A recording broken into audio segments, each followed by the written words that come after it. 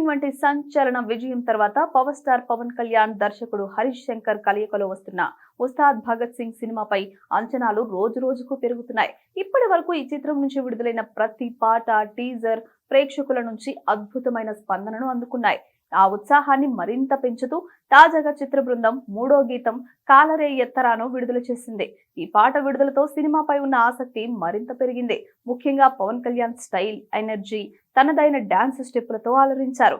Rock star Devi Sri Prasad అద్భుతమైన సంగీతం, రామ్ మిరియాల గాత్రం, కాసర్ల శ్యామ్ సాహిత్యం కలిసి సినిమా యొక్క మాస్ అప్పీల్ ను ప్రతిబింబించేలా ఈ పాట ఉంది. అయితే ఈ సినిమాకు అనుకున్నంత హైప్ మాత్రం రానట్లుగా కనిపిస్తోంది. ప్రమోషనల్ కంటెంట్ మెప్పిస్తున్నా, హరీష్ శంకర్ ఇంటర్వ్యూలు చేస్తున్నా సాలిడ్ బజ్ మాత్రం జనరేట్ చేయలేకపోతున్నారు.